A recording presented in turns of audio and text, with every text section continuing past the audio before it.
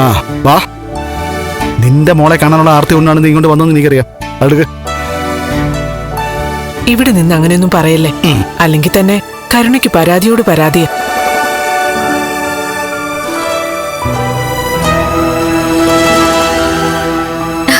അമ്മ എത്തിയോ?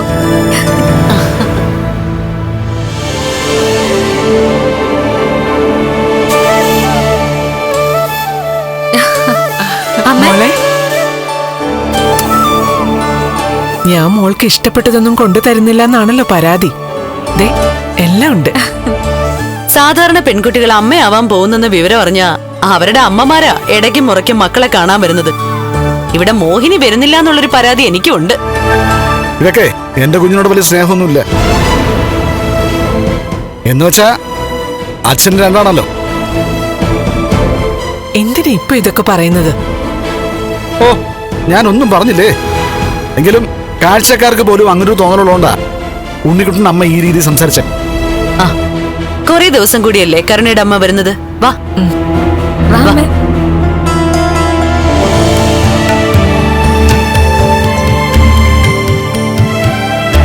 ആഹാ,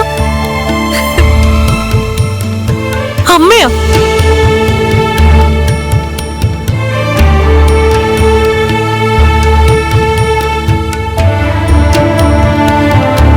മോളെ,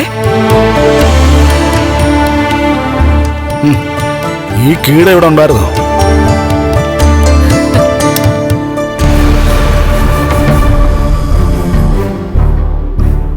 അമ്മ വരുന്നതിന് മുമ്പ് ഒരു മുന്നറിയിപ്പും തന്നില്ലല്ലോ. ഓ, മുന്നറിയിപ്പ് തന്നിരുന്നെങ്കിൽ നീ അങ്ങ് മല മറിക്കുമായിരുന്നു. പിന്നെ ഇവളമ്മയ്ക്ക് വൈര നെക്ലസ് കൊടുത്തേനെ. ഇവിടെ ഇപ്പൊ എന്ത് വിശേഷം ഉണ്ടായാലും ഇല്ലെങ്കിലും ശരി, ഇവളുടെ ഭർത്താവും അയാളുടെ കൂട്ടുകാരും ഒക്കെ ഇവളെ നെക്ലസ് കൊണ്ട് അഭിഷേകം ചെയ്യാ. ഞാൻ പോലും അറിയാതെ എന്റെ ബർത്ത്ഡേക്കും തന്നല്ലോ ലക്ഷങ്ങൾ വിലയുള്ള നെക്ലസ്. ഭാവിയെ പറ്റി ചിന്തിക്കേണ്ട കാര്യമൊന്നുമില്ലല്ലോ ഭർത്താവിനും ഭാര്യയ്ക്കും. അതുകൊണ്ട് സ്വർണം വാങ്ങി കളിക്കാം രണ്ടാൾക്കും. അമ്മ വാ, ഇത്തരം സംസാരങ്ങൾ കേൾക്കാൻ ബുദ്ധിമുട്ടായതുകൊണ്ടാ അമ്മ നിന്നെ കാണാൻ വരാത്തത്. വാ അമ്മ.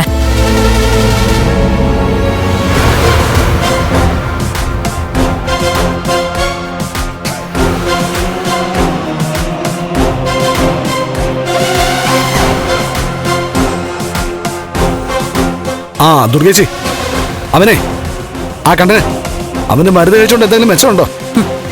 എന്ത് മെച്ചം ഉണ്ടാവാനാ പ്രതാപ? മരുന്ന് എന്തെങ്കിലും തരത്തിൽ ഭരിക്കുകയാണെന്നുണ്ടെങ്കിൽ മരുന്ന് മാറ്റി കൊടുക്കണം.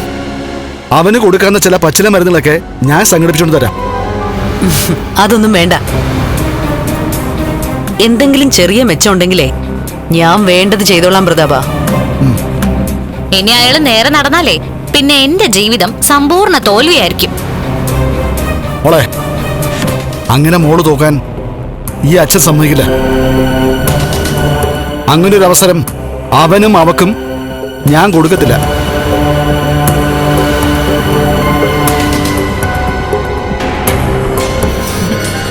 എങ്ങനെയുണ്ട് മോളെ?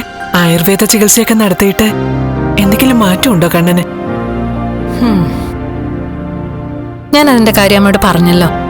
മരുന്ന് മനസ്സിന് പിടിക്കുന്നില്ല. ഒന്നാമത് തുടക്കം മുതലേ ചികിത്സയോട് താല്പര്യമില്ല. എന്റെ നിർബന്ധത്തിനും പിന്നിപ്പോ ഡോക്ടറിന്റെ ഉപദേശത്തിനൊക്കെ ഒന്ന് വഴങ്ങിയാ ഇപ്പൊ ഒന്ന് നിന്ന് തരുന്നേ. വിട്ടുകളയരുത് മോളെ. നമ്മള് കാണുന്ന സ്വപ്നങ്ങൾ ചിലപ്പോ നടന്നു വരും.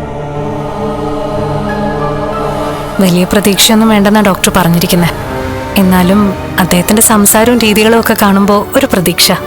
മോള് പറഞ്ഞ ശേഷം ആ വൈദ്യരെ പറ്റി ഞാനും മൊബൈലിലൊക്കെ നോക്കിയായിരുന്നു. എന്തൊക്കെയാ ആൾക്കാർ അദ്ദേഹത്തെ കുറിച്ച് പറയുന്നത്. അധികം ആരെയും ചികിത്സിക്കാറില്ല. ഒരേ സമയം വളരെ കുറച്ച് രോഗികളെ മാത്രമേ നോക്കാറുള്ളൂ. അവരെല്ലാരും തൃപ്തിയോടെ മടങ്ങിപ്പോന്നെ. ഇവിടെ മോൾക്കും കണ്ണനും അതുപോലെ തൃപ്തി കിട്ടും മോളെ.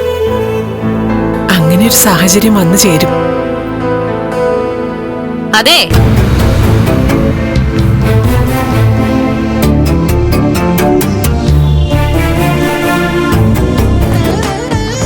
കുടുംബങ്ങളിൽ കൂട്ടുകൂടിയ 10 വർഷങ്ങൾ.